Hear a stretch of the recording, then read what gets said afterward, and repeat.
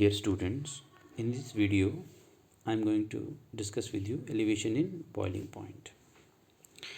Elevation in boiling point समझने से पहले आपको ये समझ लेना चाहिए कि बॉइलिंग पॉइंट होता क्या है। बॉइलिंग पॉइंट वो टेम्परेचर है बच्चों किसी लिक्विड का या सॉल्यूशन का जिस पर उस लिक्विड का जो वेपर प्रेशर है या सॉल्यूशन का जो वेपर प्रेशर है वो एटमॉस्फेरिक प्रेशर के बराबर होता है। और एटमॉस्फेरिक प्रेशर को हम जनरली लेते हैं 1 atm। It differs from place to place, ठीक है। और अगर ये डिफ़र करता है प्लेस टू प्लेस तो फिर बॉइलिंग पॉइंट भी जो है वो डिफ़र कर सकता है फ्रॉम प्लेस टू प्लेस। इसको आप 11th क्लास में डिटेल में पढ़ चुके हैं। चलिए अब अपनी ये जो कोलिगेटिव प्रॉपर्टी है हम डिस्कस कर रहे हैं, इसको थोड़ा सा डिटेल में डिस्कस करते हैं। एलिवेशन इन बॉइलिंग पॉइंट का मतलब होता है बच्चों बॉइलिंग पॉइंट में इंक्रीज़ हो जाना। तो हम इसको थोड़ा सा ग्राफिकली समझेंगे। यहाँ पे ग्राफ है वेपर प्रेशर और टेम्परेचर के बीच। वेपर प्रेशर किसका है? लिक्विड का या सॉल्यूशन का। और जिस टेम्परेचर पे वो वेपर प्रेशर है ना, वो हमने इस एक्सिस पे ले लिया है, ठीक है। चलिए अब पहले सॉल्वेंट के लिए ग्राफ देखते हैं कैसा है। इस तरह का ग्राफ है ना। और सॉल्वेंट जो है देखिए इस टेम्परेचर पे T0B पे बॉयल होगा। क्यों होगा? बिकॉज T0B से कॉरस्पॉन्डिंग जो वेपर प्रेशर है वो कितना है? 1 atm है। इसका मतलब T0B is the boiling point of solvent. Solution को देखेंगे, this is the graph for solution. अब सॉल्यूशन का जो वेपर प्रेशर है वो इस टेम्परेचर पर हो रहा है 1 atm, यानी सॉल्यूशन जो है वो बॉयल कर रहा है TB पे, ठीक है। तो आप देख सकते हैं कि ये जो टेम्परेचर है वो हायर है कंपेयर टू इस टेम्परेचर से। तो हम ये कह सकते हैं कि सॉल्यूशन का जो बॉइलिंग पॉइंट है वो सॉल्वेंट से ज़्यादा है। और सॉल्यूशन कैसे बना? हमने सॉल्वेंट में कोई नॉन वोलेटाइल सोल्यूट ऐड किया हुआ है, ठीक है।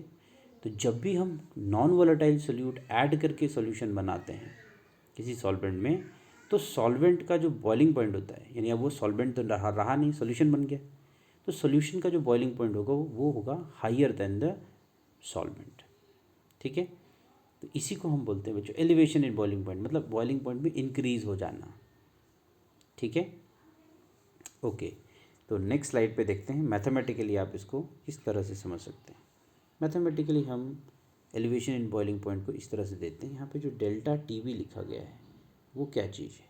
वो है difference between TB and T0B। यहाँ पे T0B क्या है? ये है T boiling point of solvent and TB है बॉइलिंग पॉइंट ऑफ सॉल्यूशन। इन दोनों के बीच का जो डिफरेंस होता है उसको हम लेते हैं डेल्टा TB। चलिए, तो ये फर्दर एक एक्सप्रेशन बन गया, ठीक है। लेकिन इससे पहले तो देखिए इस एक्सप्रेशन में क्या क्या है? आयोटा है। आयोटा जो होता है बच्चों वो क्या है?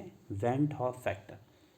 इसको आप ऑस्मोटिक प्रेशर के बाद वाले टॉपिक में पढ़ेंगे, जहाँ पे I will discuss with you association and dissociation of solute particles in the solution, ठीक है।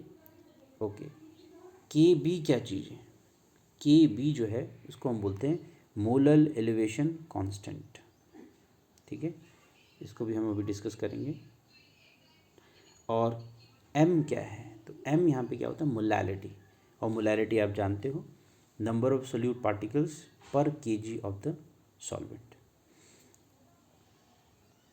इसको आप थोड़ा सा ओपन अप करके लिखेंगे तो आपको ये मिल जाएगा। यहाँ पे W2 क्या है बच्चों? मास ऑफ सोल्यूट है। M2 molar mass of solute है। W1 मास ऑफ सॉल्वेंट है, ठीक है। बाकी आई थिंक यू नो इस फॉर्मूले को कैसे बनाना है, राइट। चलिए अब हम थोड़ा सा इसको डिफाइन करेंगे। मोलर एलिवेशन कांस्टेंट क्या है? तो ये देखिए, अगर हम क्या करें, मोलैलिटी को 1 ले लें, मोलैलिटी को 1 ले लें, तो डेल्टा TB इज इक्वल हो जाएगा आयोटा KB। अब आयोटा जो है क्यों साथ चल रहा है, ये एक मॉडिफिकेशन है फॉर्मूलाज में, ठीक है। तो ये वेंट हॉफ ने एक मॉडिफिकेशन की थी, उन्होंने फैक्टर दिया, तो उसको मैंने आपको पहले भी बताया, हम इसको एक सेपरेट टॉपिक में डिस्कस करेंगे। तो यहाँ पर देखिए क्योंकि m इज इक्वल टू 1 है तो delta T V is equal to किसके बराबर हो गया, के वी के बराबर हो गया, ठीक है। और अब हम इसको डिफाइन कर सकते हैं के वी को। के वी क्या है, डेल्टा टी वी क्या है, एलिवेशन इन बॉइलिंग पॉइंट। सो के वी क्या है, के वी का मैंने अभी आपको नाम बताया था, क्या था, मोलर एलिवेशन कांस्टेंट, ठीक है, या इसको हम बोल सकते हैं एबिलियोस्कोपिक कांस्टेंट। इसको कैसे डिफाइन करेंगे, it is defined as elevation in boiling point of a solution when its concentration is 1 molality. जब उसकी concentration 1 मोलैलिटी, यानी आपने एक सॉल्वेंट लिया और उसमें 1 मोल डाल दिया किसी नॉन वोलेटाइल सोल्यूट का, तो जो कॉन्सेंट्रेशन है सोल्यूशन की होगी 1 मोलर सोल्यूशन। ऐसे सोल्यूशन में जो एलिवेशन देखने को मिलती है बॉइलिंग पॉइंट में, इसी को हम बोलते हैं एलिवेशन इन बॉइलिंग, सॉरी इसी को हम कहते हैं बच्चों मोलर एलिवेशन कांस्टेंट, ठीक है, या ebullioscopic constant K B. I repeat, it is elevation in boiling point for a solution of concentration 1 molality, ठीक है।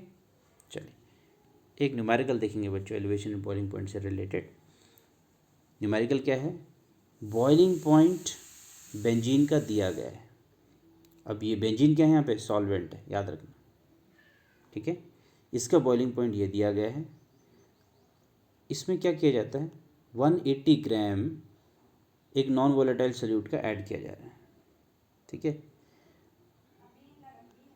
90 ग्राम ऑफ बेंजीन में ऐड किया गया, ये बॉइलिंग पॉइंट है सॉल्वेंट का, ये सॉल्वेंट का मास है, 1.80 ग्राम नॉन वोलेटाइल सोल्यूट का मास है, ठीक है।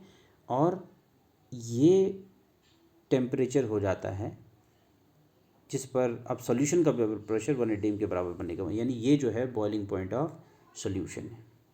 तो आप डेल्टा टी वी बहुत आसानी से कैलकुलेट कर सकते हैं, difference between the boiling point of solution and solvent. ये आपके पास कितना आ गया, 0.88, ठीक है। अब एक चीज़ देखिए, यहाँ पे कैलकुलेट क्या करना है, molar mass of solute, molar mass calculate करना सोल्यूट का।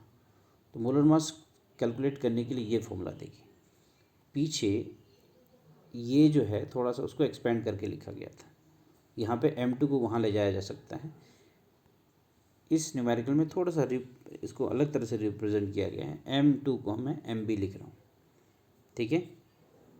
तो ये देखिए mb क्या है, molar mass of solute. Question में हमको निकालना है मोलर मास ऑफ सोल्यूट। तो जो पीछे मैंने उसको बताया, इसको आप उस तरह से अरेंज कर सकते हैं, ठीक है। तो के बी आपको बताया molar elevation constant, W B क्या है बच्चों, मास ऑफ सोल्यूट, जो कि हमें गिवन है कितना है, 1.80 ग्राम, 1000 फॉर्मूले से आया है। डेल्टा टी वी मैंने आपको थोड़ी देर पहले बताया, ये 0.88 के।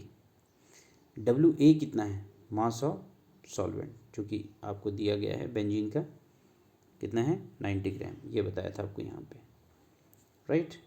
अब इन सबको फॉर्मूला में पुट करिए, इस फॉर्मूले में पुट करिए इन सबको, यहाँ पर देखेंगे के बी जो है वो वाटर के लिए कितना होता है, 2.53, ये भी यहाँ पे दिया हुआ है।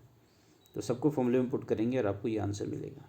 तो ये क्या है, this is molar mass of benzene, ठीक है, sorry molar mass of non volatile solute. तो ये है molar mass of non volatile solute. इसी तरह से आप बाकी न्यूमेरिकल्स को भी कर सकते हैं, लेकिन याद रखिए आपको ये फॉर्मूला आना चाहिए। इस फॉर्मूले में आप अलग अलग वैल्यूज़ पुट करिए, आपको अलग अलग तरह के न्यूमेरिकल्स के आंसर निकालने में हेल्प मिलेगी, ठीक है। चलिए, thank you so much, I hope आपको ये टॉपिक समझ में आया होगा।